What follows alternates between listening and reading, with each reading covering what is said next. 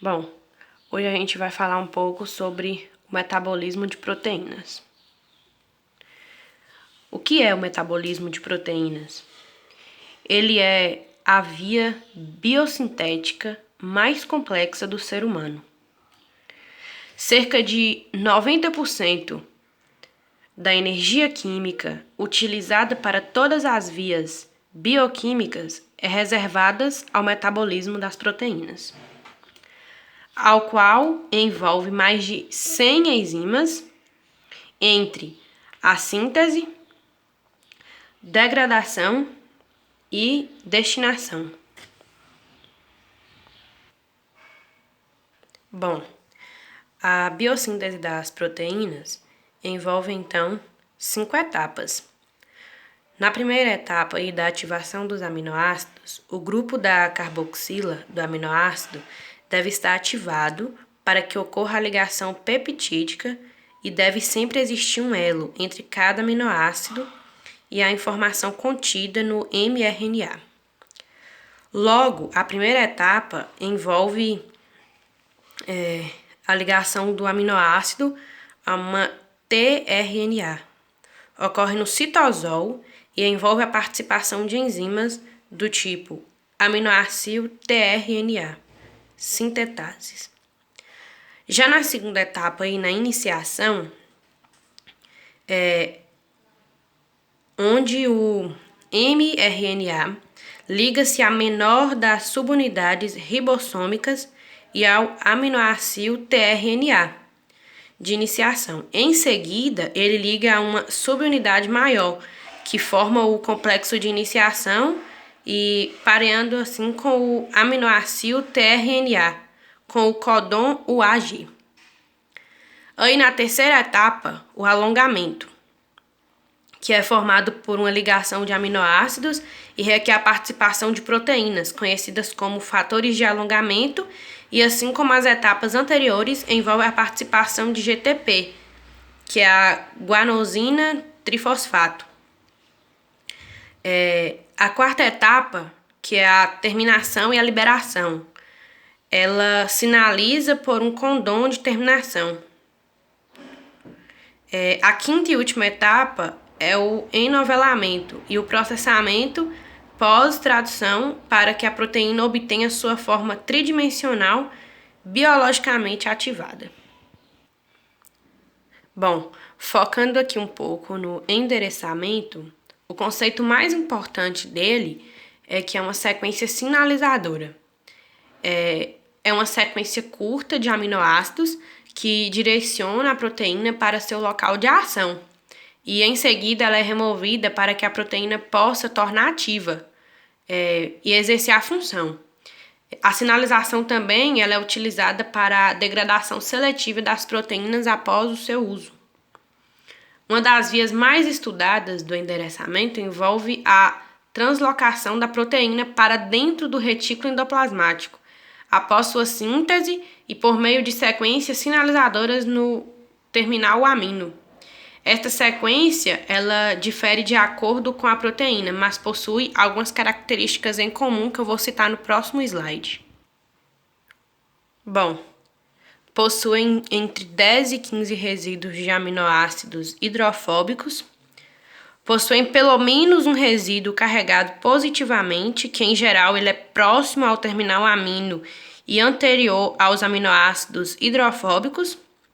Possui também uma sequência polar no terminal carboxila, geralmente em cadeias curtas. Um exemplo é a alanina, e próximos a um sítio de clivagem. Bom, voltando aqui também no processo de síntese, como funciona então esse processo? No começo, os ribossomos eles estão livres, sintetizando as proteínas. A sequência sinalizadora costuma ser a primeira a aparecer, fazendo com que ela e o ribossomo que está sintetizando sejam ligados a uma partícula de reconhecimento de sinalização. Elas se ligam a uma molécula de GTP, que interrompem a síntese após cerca de 70 resíduos de aminoácidos. O GTP ligado a PRS que é uma partícula reconhecedora de sinal, direciona o ribossomo contendo mRNA e a proteína incompleta para receptores de PRS, que estão localizados no retículo endoplasmático, fazendo que a proteína incompleta se junte ao complexo de translocação do peptídeo. A PRS separa-se do ribossomo através da hidrólise da molécula de GTP, e o alongamento da proteína continua com o auxílio de moléculas de ATP, fazendo que a estrutura proteica vá para dentro do retículo endoplasmático. Depois disso tudo, a sequência sinalizadora ela é removida por uma enzima peptidase de sinalização dentro do retículo endoplasmático e o ribossomo, que então é liberado e reciclado. Este processo, embora descrito para o endereçamento de proteínas ao retículo endoplasmático, contém fundamentos do endereçamento para os outros locais da célula, através de outras enzimas e de sequências. Após a remoção da sequência sinalizadora, as proteínas são enolevadas e formam as ligações de sulfeto, que auxiliam na sua estrutura tridimensional, e muitas vezes são glicosiladas, formando as glicoproteínas, que elas são formadas através de resíduos de ASN. Estas são ditas proteínas N-glicosiladas, e embora a primeira etapa do processo de glicosilação seja comum, diferentes vias podem resultar na formação da glicoproteína. Outra forma de glicosilação de proteínas é a construção de proteínas O ligadas através do complexo de Golgi. As proteínas que estão no citosol podem chegar ao complexo de Golgi, ou as proteínas N-glicosiladas são transportadas para o complexo de Golgi através de vesículas transportadoras para serem modificadas. Voltando um pouco ao endereçamento, uma particularidade dele é que envolve o transporte de proteínas para o núcleo. A comunicação entre o núcleo e o citosol ocorre por poros nucleares, e o transporte das proteínas para o núcleo envolve a passagem de subunidades pequenas das proteínas através dos poros, e eles são montados já dentro do núcleo. Há uma sequência de sinalização para estes casos, e são denominados SLN, que significa sequência de localização nuclear, e não é removida após a chegada da proteína.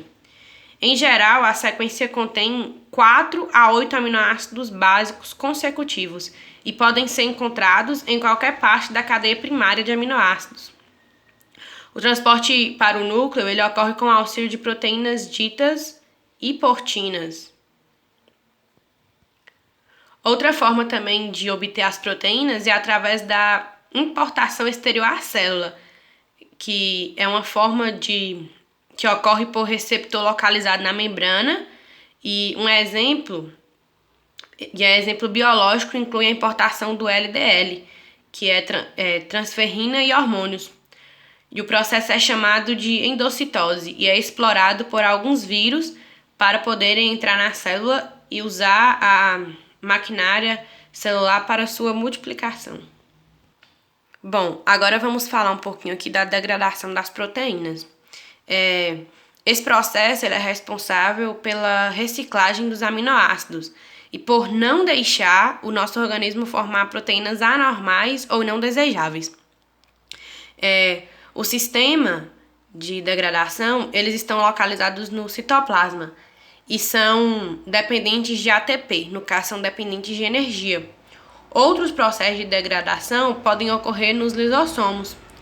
A via dependente de ATP envolve a proteína ubictina, que se liga de forma covalente aos resíduos de MET da proteína, a ser degradada através da catálise realizada por 3 enzimas separadas, E1, E2 e E3. O complexo de degradação é conhecido por proteassomo 26S e envolve o processo de desenovelamento de proteínas ubictinas. O mau funcionamento da via ubictinação está relacionado ao desenvolvimento de tumores, além da suspeita de participação em doenças renais, asma, Alzheimer, Parkinson, fibrose cística e muitas outras. Isso também mostra o quanto a degradação das proteínas é um processo importante quanto sua síntese. E assim como o endereçamento de proteínas é uma área da ciência ainda pouco conhecida. Bom, esse foi meu trabalho. Espero ter ajudado com um pouco aí do que eu aprendi.